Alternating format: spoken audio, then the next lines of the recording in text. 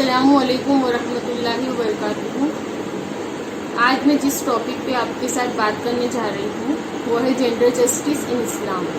इस्लामी perspective gender justice मतलब औरत और मर्द की हुकूक के बारे में क्या कहता है, उस बारे में मैं कुछ बातें आपके साथ शेयर करूँगी। कुरान में अल्लाह ताला फरमाते हैं कि कोई भी नेकी ज़र्रा बराबर फ़र्क नहीं होगी, चाहे वो मर्द करे या औरत।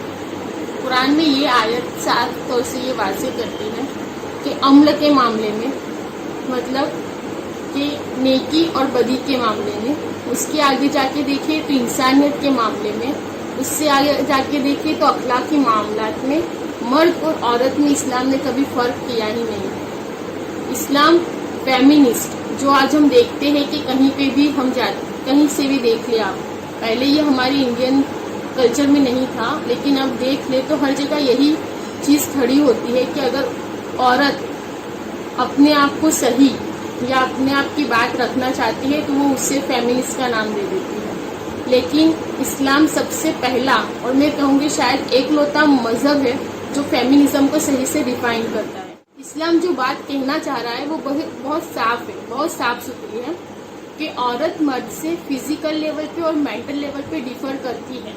कहीं न कहीं पूरी दुनिया भी ये मानती है, क्योंकि अगर वो फिजिकली और मेंटली डिफर ना करते तो हम जो हमारे आसपास जो हालात या जो कल्चर है उसमें वो लोगों की कहनी और करनी में फ़र्क नहीं देखते।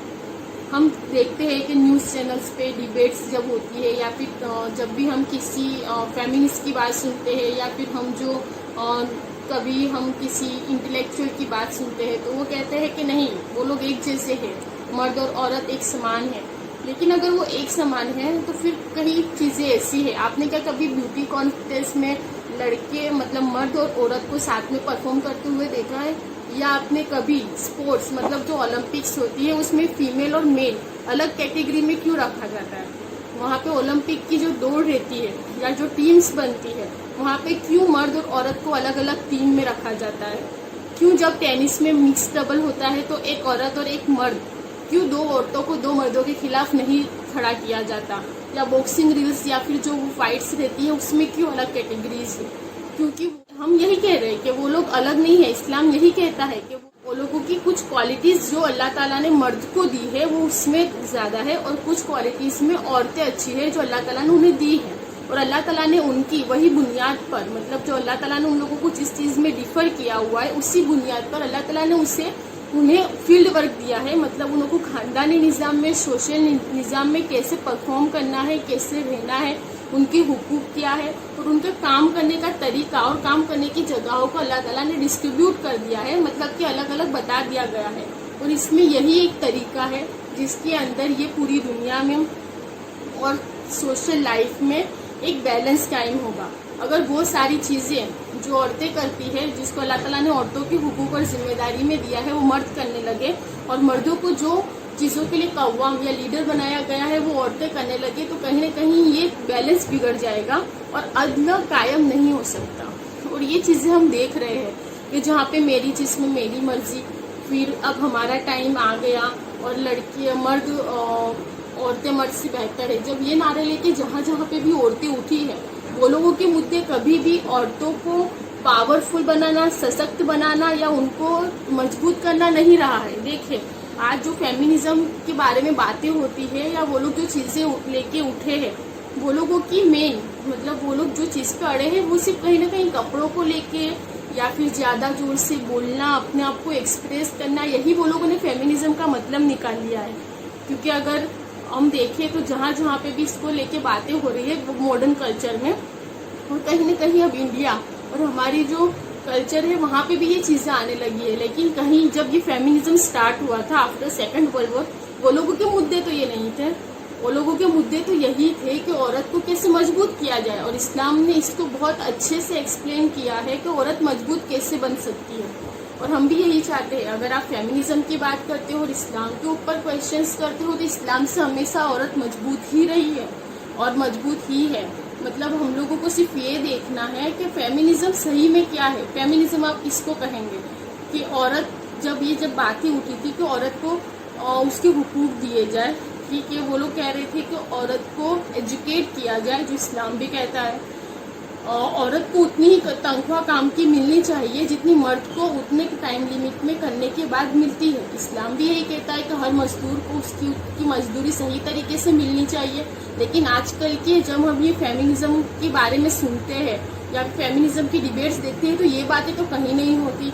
वो चीज़ें सिर्फ अपने कपड़े पे आके या फिर हमको बोलने की फ्रीडम नहीं मिलती या एक्सप्रेशन, ये 3-4 चीज़ों पे आके अटक जाती है और ये ऑब्जेक्टिफाई है। मतलब सिर्फ बाहरी सतह पर औरत को मजबूत, जबकि अंदर से वो अभी भी इतनी ही हैरान हो रही है और टूटी हुई है।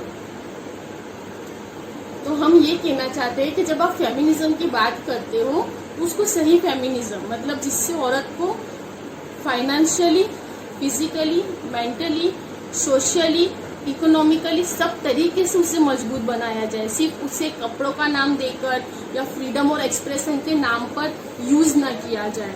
देखिए आप, जहाँ पे ये चीजें हो रही है हमारा वेस्टर्न कल्चर, वहाँ पे क्या हो रहा है, सिंगल मदर सोसाइटी